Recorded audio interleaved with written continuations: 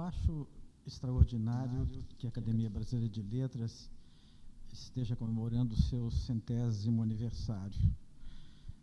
Não é simples que uma entidade tenha uma sobrevivência tão prolongada e, ao que parece, essa duração vai ser a mesma do país ao longo de toda a sua trajetória histórica. Quando aqui os regimes, enquanto os regimes se modificam com rapidez, as constituições são permanentemente alteradas e revogadas e, de repente, começam a ser consideradas desimportantes ou mesmo nocivas à vida do país, a academia é um exemplo de estabilidade, de permanência, de crença em valores espirituais que não se dobram com facilidade. Eu creio que o grande valor da academia vem também do grupo inicial que decidiu fundá-la. Quer dizer, uma pleiade de grandes escritores e de pessoas que, tendo embora tendências, quer dizer, diferentes, tinham aquela exata noção do convívio humano que é tão importante, com o respeito recíproco de todos. Sabe-se que esta é uma casa de convivência em que todos os conflitos acabam por harmonizar-se, porque há verdadeiramente uma celebração da cultura. Desde o início, a academia não era apenas um núcleo de escritores. Sabe-se que, para se ocupar uma cadeira na academia, é necessário que o candidato tenha publicado ao menos uma obra. Mas, em geral, ele é sempre um expoente numa determinada especialidade. Isto é, ele faz parte do conjunto da cultura brasileira. A exigência do livro é que, normalmente, todo expoente deve ter ao menos um livro publicado. Mas o fundamental, e que, a meu ver, garante, assim, essa permanência da academia, é que estão nela representados os valores mais diferentes de todas as manifestações. Então, dentro do que há de mais significativo no país, quer dizer, há aqui, quer dizer, grandes escritores, evidentemente, que são o início da academia, compreendendo aí poetas, romancistas, contistas e ensaístas, mas há também pessoas que escreveram, e muito judiciosamente, sobre letras jurídicas, sobre política, sobre problemas históricos do país, pessoas que se notabilizaram como representantes das Forças Armadas, do Poder Judiciário, do clero, não é? Afinal de contas, ela é uma amostra de todos os valores que, ao longo de 100 anos, formaram a elite cultural brasileira. E, por esse motivo, é que eu vejo esses 100 anos assim como quase a infância da academia, porque se ela, quer dizer, foi criada no início da República, ela certamente sobreviverá por muitos e muitos séculos também, e se tornando cada vez mais uma instituição de absoluta solidez, e uma solidez que hoje, graças ao trabalho dos nossos antecessores, e também de doadores, como o editor Francisco Alves, essa academia hoje tem também um patrimônio financeiro, um patrimônio econômico que permite a ela sobreviver sem nenhum tipo de dificuldade material. Muitas instituições, eu citaria a União Brasileira de Escritores, que tem sede em São Paulo, por exemplo, não podem desenvolver uma atividade mais regular, exatamente por não ter sede própria. E a academia tem o magnífico Trianon, doado, inaugurado na década de 20, como um presente do governo francês, e, ao mesmo tempo, Austregésio de Ataíde e seus companheiros de diretoria, quer dizer, conseguiram erguer esse magnífico prédio, aliás, onde nós estamos gravando essa entrevista agora, que assegurará para ela um rendimento capaz de assegurar-lhe uma vida tranquila de qualquer ponto de vista. Eu acho que poucos são os grandes escritores que não entraram para a academia. E isto se deve, acredito eu, mais a um equívoco momentâneo que não permitiu que uma eventual derrota ou mesmo um desinteresse por uma candidatura, ou pela própria candidatura, não fossem alterados no correr do tempo. Mesmo hoje em dia, há uma série de nomes do maior valor que não pertencem a esta casa. Muita gente chega mesmo a fazer críticas à academia, por não ter incorporado muitos desses valores. Mas a gente não pode esquecer que, muitas vezes, a pessoa não se dispõe a se candidatar a uma vaga. Há pessoas, eu citaria o caso do grande ensaísta, do grande escritor Gilberto Freire, que não concordava com a forma de eleição e preferia que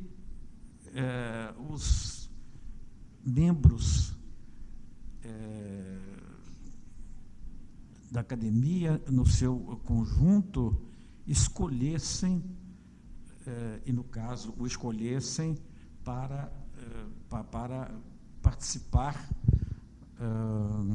do seu convívio. Mas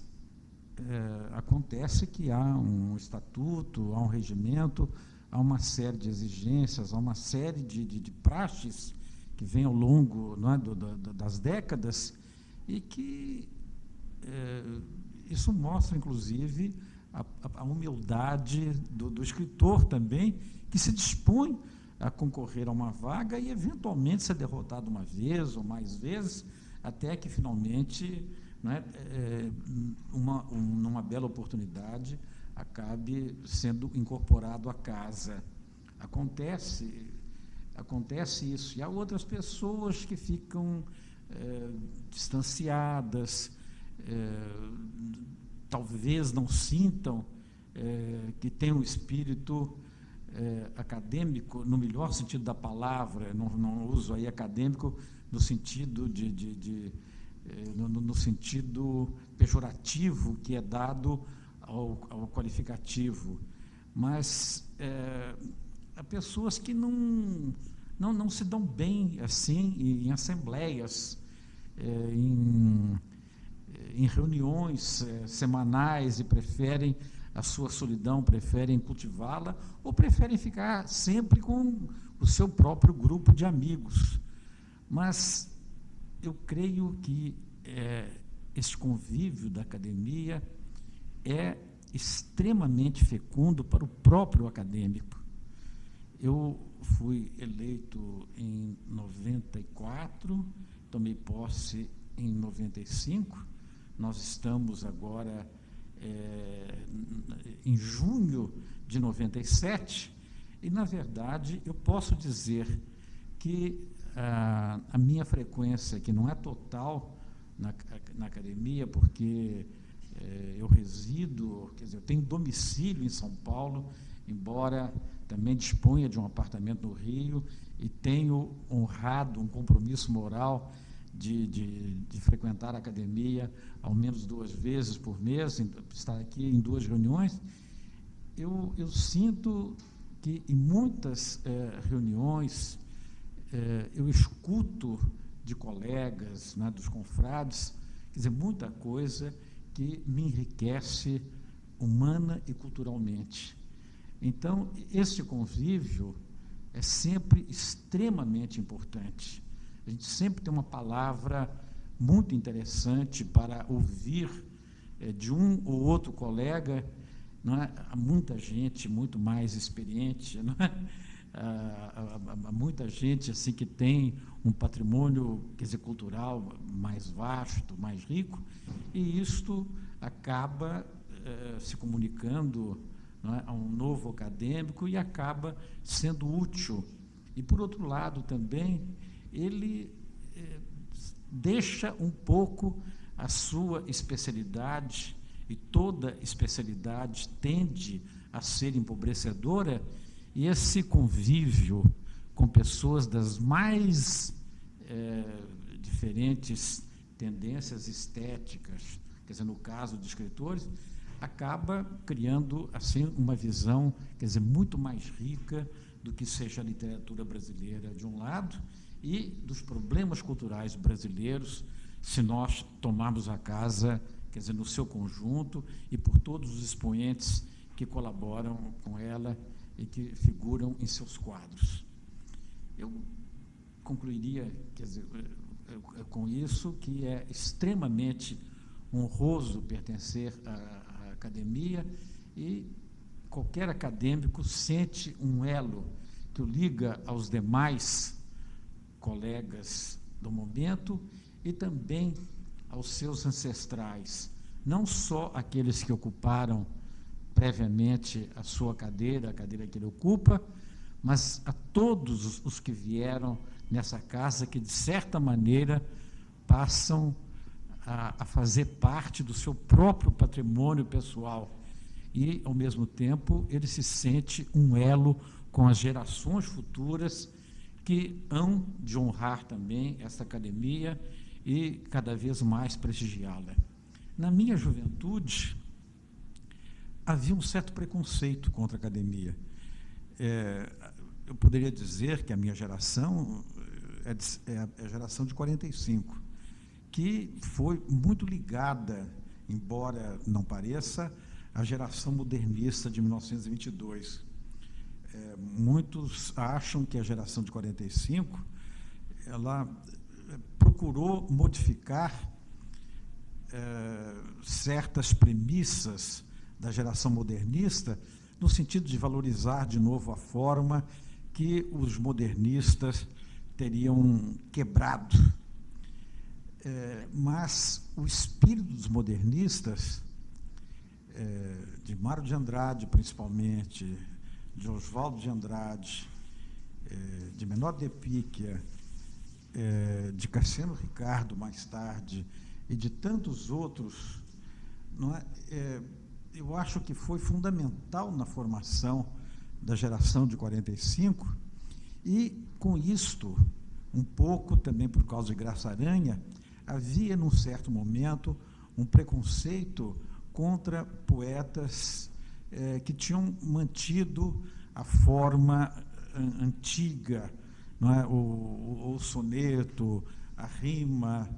e, afinal de contas, tudo aquilo que constituiu um extraordinário patrimônio cultural, e que a nossa geração, um pouco erroneamente, acreditava que esses poetas vivos da academia naquele momento não tinham sabido renovar-se pelos postulados do modernismo. Mas se a gente examina todos os escritores que por aqui passaram, tem que verificar que cada um deu uma extraordinária contribuição no seu momento histórico, e aquilo que poderia parecer acadêmico, quer dizer, no mau sentido, era apenas a ideia de uma continuidade literária que não se pode perder e um sentido de uma permanência, quer dizer, de valores que, às vezes, quer dizer, não necessitam que o poeta esteja a todo momento tentando criar novas formas ou romper, não é, com a forma antiga, mas que esses poetas, quer dizer, na verdade, estiveram sempre mantendo, quer dizer, viva uma tradição, quer dizer, literária que se comunica de uma geração a outra. Então, se há epígonos, né, sem dúvida nenhuma, eles têm o seu lugar, eles preservaram uma tradição e legaram aos escritores das gerações futuras um patrimônio literário fundamental para que eles se aplicassem também. Então, se a gente pode pensar que a primeira geração que fundou a academia foi uma geração mais rica literariamente, quer dizer, na verdade, aqueles que vieram depois, não só os de agora, não é, mantiveram essa tradição e criaram, quer dizer, condições para que a nossa casa fosse, de fato, o maior aglomerado de escritores que o Brasil já teve. E a gente pode dizer que as exceções, quer dizer, confirmam a regra. E o espírito desta casa não é por inveja ou por despeito querer afastar alguém que tenha um grande nome fora da academia, mas é de trazer esse nome para o seu convívio, para que o seu prestígio seja cada vez maior. E se pode dizer que hoje a academia, não só pelo centenário, mas pela maturidade dada pelo centenário, que não é velhice de maneira nenhuma, ela está vivendo, acredito eu, um momento glorioso da sua trajetória. E acredito que essa situação tende a se manter e nós teremos dentro desta casa, quer dizer, com o tempo, todas as grandes figuras, todos os expoentes, não só da literatura, mas da intelectualidade brasileira. Por isso, as comemorações do centenário têm que ser muito significativas, elas vão ser, quer dizer, muito expressivas, e, a partir delas, esta casa vai se tornar cada vez mais assim, o polo